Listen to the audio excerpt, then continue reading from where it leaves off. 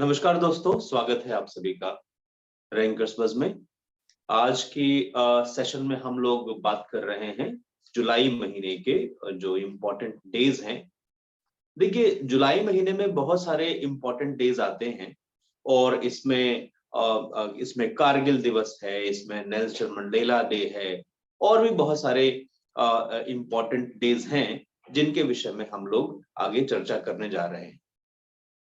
सबसे पहले हम लोग बात करेंगे 11 जुलाई की, 11th जुलाई की बात करते हैं और 11 जुलाई क्यों इम्पोर्टेंट है उसके विषय में हम लोग देख लेते हैं।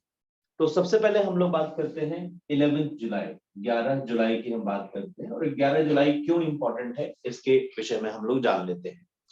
ये वर्ल्ड पॉपुलेशन डे के नाम से जाना जाता है, वर्ल्ड पॉपुलेशन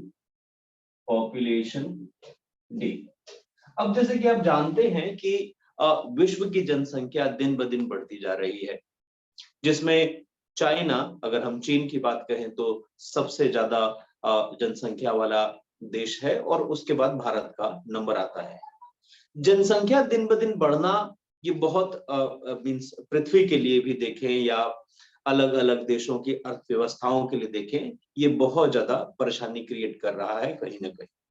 साथ के साथ नेचर पर या जो हमारे नेचुरल रिसोर्सेज हैं उनका भी बहुत ज्यादा दोहन हो रहा है। इस चीज को अवेयरनेस देने के लिए, इस चीज के विषय में अवेयर करने के लिए वर्ल्ड पॉपुलेशन डे को मनाया जाता है।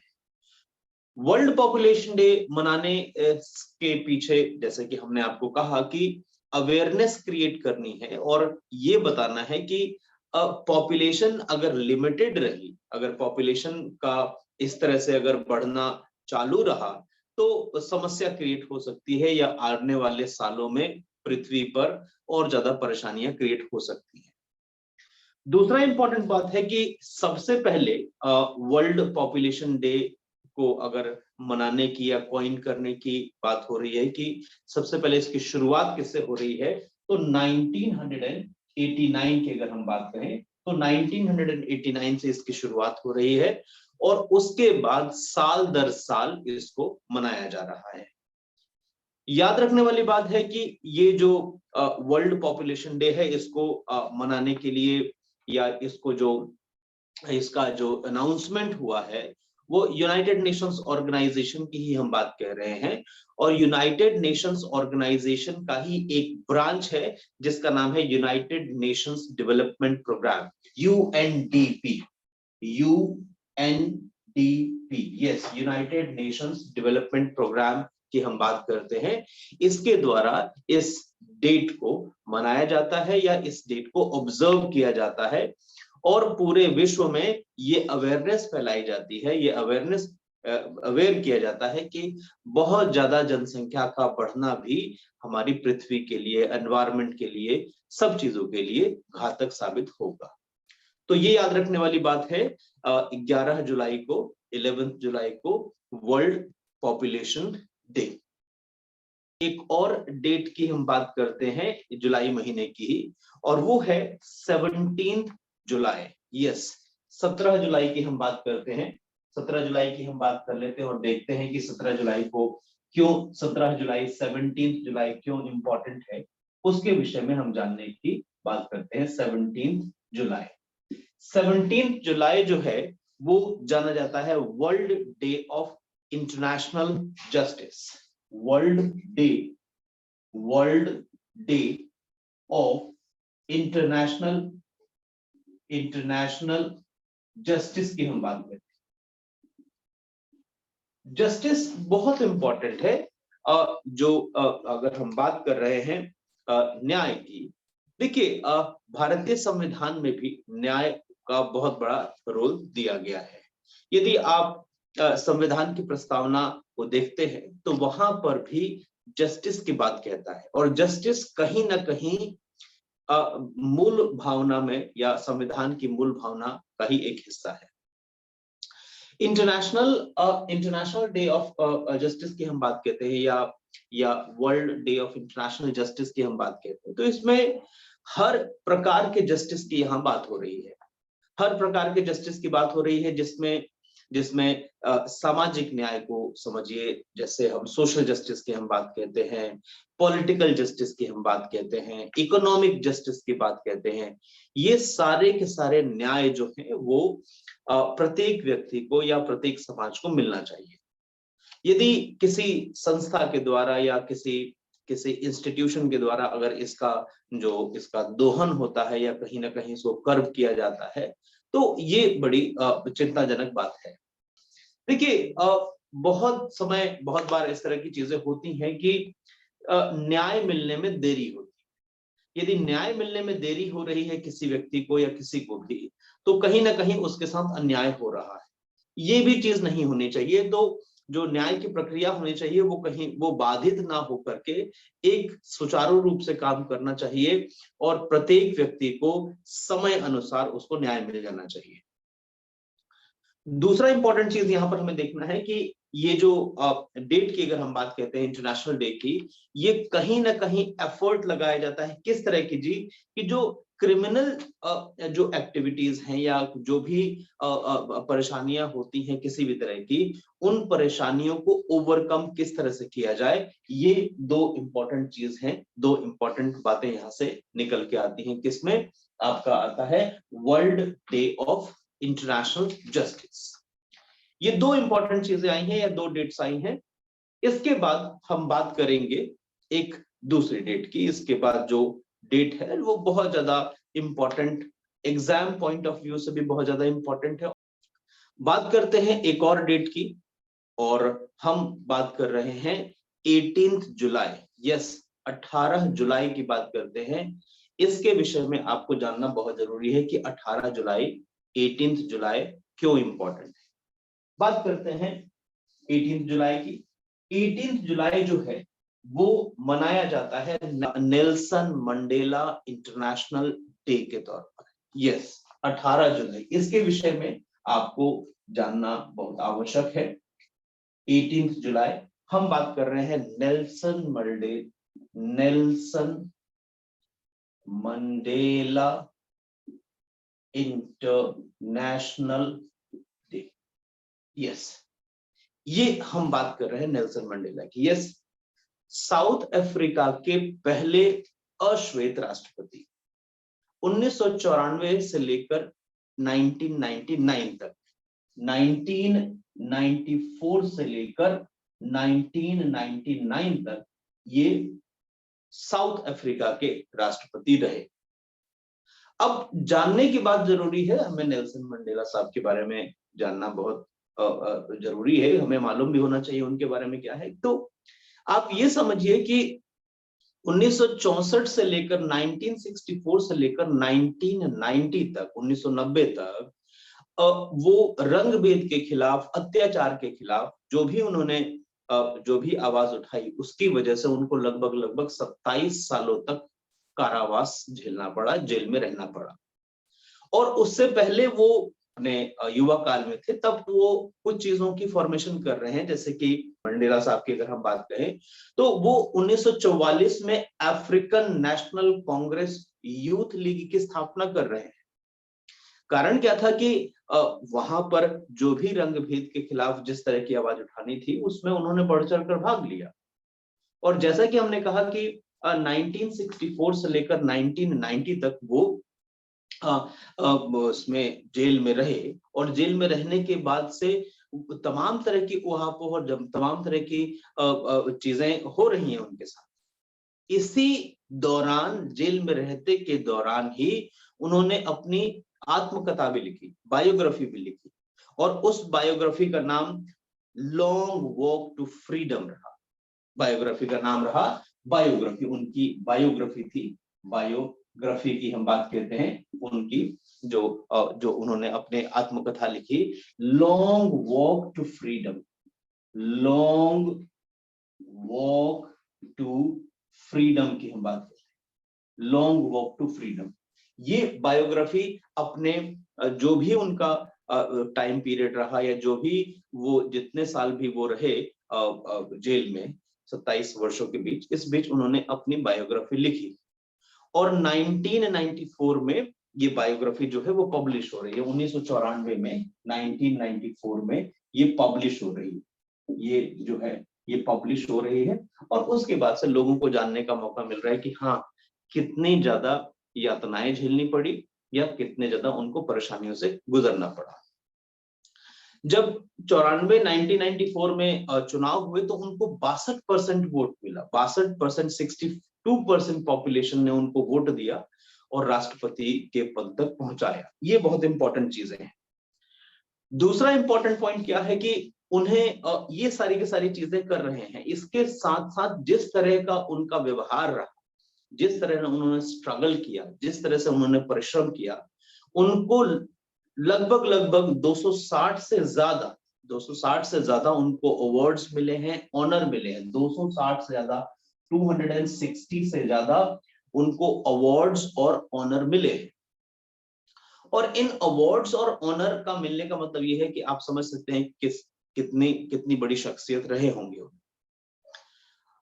उनको इन अवार्ड्स और इन ऑनर्स के बीच में अगर हम देखें तो मुख्य, अगर आप देखिएगा तो 1993 में, अगर आप 1993 की बात करें तो 1993 में नोबेल पीस प्राइज मिल रहा है उनको। 1993 में नोबेल पीस प्राइज दिया जा रहा है। 1990 में उनको भारत रत्न दिया गया, 1990 में भारत रत्न दिया गया। और 1992 में निशाने पाकिस्तान देश जो है वो अपने यहाँ निशान ए पाकिस्तान वो नवाज रहा है, इस अवार्ड से वो लोग दे रहे हैं। तो आप समझ सकते हैं कि कितना इंपॉर्टेंट रहा होगा और कितना ज्यादा उन्होंने स्ट्रगल किया होगा। दूसरा इंपॉर्टेंट पॉइंट हमें ये समझना है कि ये सब चीजें तो ठीक है उनके बारे में, अब इनका डेट, इनकी जो 18 जुलाई क्यों है, क्योंकि 18 जुलाई को इनका बर्थ हुआ था। अगर नेल्सन मंडेला की आप बात कीजिएगा तो 18 जुलाई 1918 में इनका जन्म हुआ था। 1918 में इनका जन्म हुआ था और इनकी जो मृत्यु हुई थी वो 5 दिसंबर 2013। ये तो ये रहा है, दैट इज व्हाई 18 जुलाई को इनका इनके बर्थ डेट की वजह से इनको नेल्सन मंडेला डे मनाया जाता है। अब इसकी शुरुआत किस तरह से हो रही है जी? सबसे पहले 2009 में 2009 में यूनाइटेड नेशंस के द्वारा ये डिक्लेयर किया गया, 2009 में यूनाइटेड नेशंस के द्वारा डिक्लेयर किया गया कि हाँ जी, नेल्सन मंडेला डे सेलिब्रेट किया जाना चाहिए। और सर्वप्रथम सबसे पहले 2010 में 18 जुलाई को 18 जुलाई को 2010 में Nelson Mandela day, international Nelson Mandela day मनाया जाने लगा, या उसके बाद से ये मनाया जा रहा है। ये चीज है। अब अंत में ये जानना बहुत जरूरी है, उनका एक कथन बहुत जरूरी है, इसको आप हमेशा ध्यान रखिएगा, इस चीज को याद रखिएगा कि क्या उन्होंने कहा था। एक स्टेटमेंट उनकी बहुत ज्यादा मशहूर है, जिसको याद रखिएगा कि जब तक हम किसी काम को प्रारंभ नहीं करेंगे तब तक वह नामुमकिन सा लगता है। ये याद रखिएगा, जब तक हम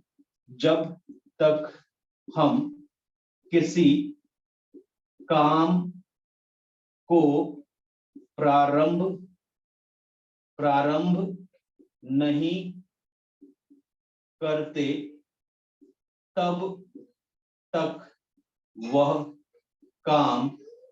तक वह काम नामुमकिन सा लगता है। यस, ये इनका नेल्सन मंडेला साहब का एक बहुत इंपॉर्टेंट स्टेटमेंट है कि जब तक हम किसी काम को प्रारंभ नहीं करते तब तक वो काम जो है वो नामुमकिन सा लगता है। बिल्कुल सही बात है। उसके बाद जब आप काम स्टार्ट कर दीजिएगा, काम करने लगिएगा, तब आपको मालूम होगा कि हाँ जी, वो कितना मुश्किल तो था, मगर हाँ, वो काम आपने कर लिया। नामुमकिन नहीं है कोई भी काम करना। तो ये उनका एक बहुत इंपॉर्टेंट कथन है, ये उनका एक बहुत इंपॉर्टेंट स्टेटमेंट है, जिसको याद रखना चाहिए। तो ये था हमारा 18 जुलाई नेल्सन मंडेला डे, या यूं कहें आप इंटरनेशनल नेल्सन मंडेला डे, जो कि 2010 से मनाया जा रहा है और प्रतिवर्ष इसको मनाया जाता है। बात करते हैं एक अगली डेट की जो बहुत ज्यादा इंपॉर्टेंट है इंडियन कॉन्टेक्स्ट के हिसाब से, या हम अपने हिसाब से देखें तो ये बहुत इंपॉर्टेंट डेट है। जैसा कि आप जानते हैं कि भारत बहुत लड़ाइयां लड़ चुका है और हमने सभी लड़ाइयों में, सभी युद्धों में जीत हासिल की है। चाहे हम ये नहीं कहेंगे कि 1962 का वॉर हम लोग हारे, नहीं, हम लोगों ने डटकर मुकाबला किया। चाहे आप 1962 की लड़ाई कहिएगा, 1962 की कहिए, 1965 की कहिए, 1971 की कहिए, या फिर 1999 की कहिए। यस, ये चाइना के साथ वॉर हो रहा है, ठीक है जी, ये पाकिस्तान के साथ, ये भी पाकिस्तान के साथ, ये भी पाकिस्तान के साथ, ये तीन पाकिस्तान के साथ हमने युद्ध लड़ा और तीनों के तीनों में हमने शानदार जीत हासिल की। हमने नाको चने चबवा दिए। बात करते हैं बहुत इंपॉर्टेंट डेट की और वो है 26 जुलाई। 26 जुलाई की हम बात करते हैं, सबसे ज्यादा इंपॉर्टेंट डेट। यस, याद रखिएगा, कारगिल विजय दिवस। यस, कारगिल विजय दिवस की हम बात करते हैं। कारगिल विजय दिवस को जानना बहुत जरूरी है कि क्यों कारगिल विजय दिवस क्यों मनाया जाता है, ये बहुत इंपॉर्टेंट है।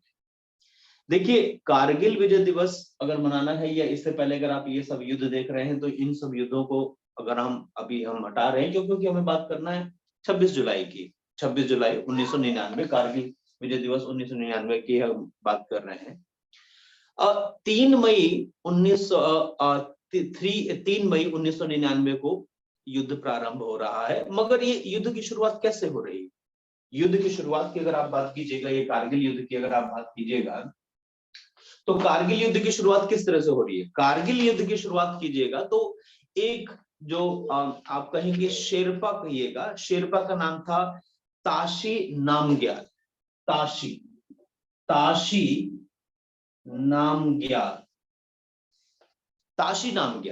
नामग्याल जो था वो ये बटालिक टाउन जो है उसके पास एक गांव हुआ करता था, घरकोन एक गांव था। घरकोन की हम बात कर रहे हैं, बटालिक टाउन।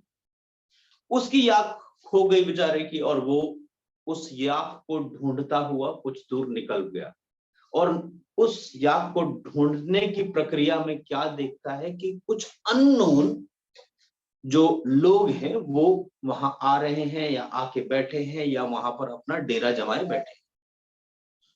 वो कुछ समझा, और समझने के बाद वो वहां से वापस आया, और वापस आने के बाद से जो लोकल वहां पर जो आर्मी का जो भी कैंप था, या जो भी आर्मी ट्रूप्स थे, उनको जाकर के ये खबर देता है।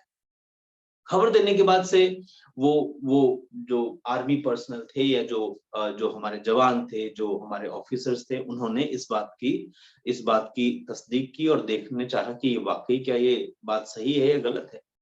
जब बात को पता किया गया तो समझ में आया कि हाँ जी, हमारे यहाँ इन्फिल्ट्रेटर्स, या आप कहें घुसपैठिए, घुस गए हैं। और वो कौन है? वो पड़ोसी मुल्क, अगर हम पाकिस्तान की बात करते हैं तो वहां के जो लोग थे, या वहां के जो मिलिटेंट्स कहें, या आर्मी के लोग कहें, या जो भी कहें, वो लोग वहां पर आए। ये सारी की सारी चीजें हो रही हैं, और तब जाकर के हम अपने हमारा जो हमने अपना रिपेल करना उनको स्टार्ट किया, जब हमने उनको टसल देना स्टार्ट किया, तब इससे शुरुआत हो रही है। तो 3 मई की अगर हम बात कहते हैं तो 3 मई से इसकी शुरुआत होती है, और 3 मई के बाद से बहुत सारी चीजें यहां पर हुई। मगर थोड़ा सा पहले हम समझ लेते हैं कि कारगिल का सेक्टर आता कहाँ है। अगर कारगिल के सेक्टर की आप बात कीजिएगा तो अभी ये तो कश्मीर का हिस्सा था, अभी ये लद्दाख के हिस्से में ये आता है, वेस्टर्न लद्दाख के हिस्से में अगर हम बात करें तो इसकी पोजीशन बनती है। और प्रारंभ में अगर आप देखिएगा, अगर शुरुआत में अगर देखिएगा बिफोर पार्टीशन, तो बिफोर पार्टीशन ये गिलगिट बाल्टिस्तान का हिस्सा हुआ करता था 1947 से पहले। उसके बाद जब पार्टीशन हुआ तो हमारे पास आ गया टेम्परेचर -40 डिग्री चलता है। यस, -40 डिग्री सेल्सियस का टेम्परेचर रहता है। और अभी जो हिस्सा है ये हमारा हिस्सा, ये कश्मीर के हिस्से में है आपके पास, ठीक है। किसके नजदीक? LOC के नजदीक। LOC, line of control, line of control के आसपास की हम बात कर रहे हैं, ये वहां पर स्थिति बनती है।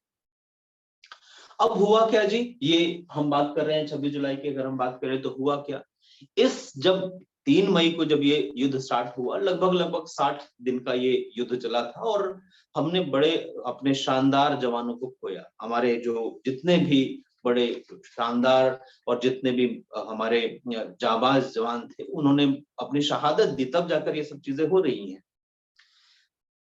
26 मई को, 3 मई से ये चीजें स्टार्ट हो रही हैं और 26 मई को क्या हो रहा है, 26 मई 26 मई 1999 को इंडियन एयरफोर्स क्या करता है जी, एयर स्ट्राइक करना स्टार्ट कर देता है। एयर स्ट्राइक करना स्टार्ट कर देता है और उन जगहों पर एयर स्ट्राइक कर रहा है जहां पर इन्फिल्ट्रेटर्स छुपे हुए हैं या जहां पर लगता है कि घुसपैठिए बैठे हुए हैं, तो वहां पर वो अटैक करना स्टार्ट करता है। 1 जून की बात आती है, ये 26 मई की बात आ रही है। 1 जून की अगर हम बात करते हैं तो आर्मी, जो पाकिस्तान आर्मी थी या पाकिस्तान जो ट्रूप थे, अभी हम बात कर रहे थे 26 मई की, तो 26 मई को इंडियन एयर फोर्स जो है वो क्या करना चाह रहा था, वो उसने अटैक करना स्टार्ट किया। 1 जून की अगर हम बात कहते हैं, 1 जून की हम बात कहें तो 1 जून को पाकिस्तान आर्मी और या जो भी उनके इन्फिल्ट्रेटर्स थे या जो भी घुसपैठिए थे, वो हमारे NH1 नेशनल हाईवे 1 को कंट्रोल कर देना चाह रहे थे। उसके ऊपर वो क्या करते, शेलिंग स्टार्ट किया उन्होंने, बम्बार्डमेंट स्टार्ट किया उन्होंने, फायरिंग स्टार्ट कर दी, जिससे कि कहीं ना कहीं नेशनल हाईवे 1 जो है हमारे हाथ से निकल जाए और आगे का रास्ता जो हम आगे की तरफ जाते हैं वो कहीं ना कहीं हमारे आर्मी ट्रूप्स ना पहुंच पाए।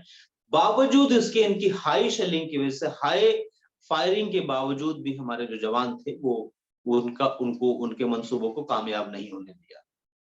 इसके बाद डेट आती है 9 जून की, और 9 जून को जो बटालिक सेक्टर था, 9 जून की अगर हम बात करें, 9 जून की अगर हम बात करें, 9 जून को बटालिक सेक्टर को हमने कंट्रोल किया, हमने उसको अपने कब्जे में लिया, जो कि उनके यहाँ था। क्यों? क्योंकि वो बड़े कंफर्टेबल पोजीशन में थे। वो जितनी भी ऊंची ऊंची चोटियां थी उन सभी पर बैठे हुए थे और उनके पास जितने भी आर्म्स एंड एम्युनिशंस थे वो आसानी से हमारे जवानों का निशाना लगा रहे थे, हमारे जवानों को। बावजूद इसके जितने भी जाबाज जवान थे हमारे, उन्होंने उसको ओवरकम किया और उनको वहां से हटाया या उनको मार भगाया और कईयों की जान भी ले ली। दूसरा है 13 जून की बात आती है, 13 जून की बात आती है तोलोलिंग की। अगर हम बात करें तोलोलिंग, यस याद रखिएगा, 13 जून तोलोलिंग की हम बात करते हैं। तोलोलिंग को हमने कैप्चर किया और तोलोलिंग को कैप्चर करने के लिए यस बहुत ज्यादा जद्दोजहद करनी पड़ी। तोलोलिंग को कैप्चर करना बहुत मुश्किल था, क्योंकि टफ टेरेन था।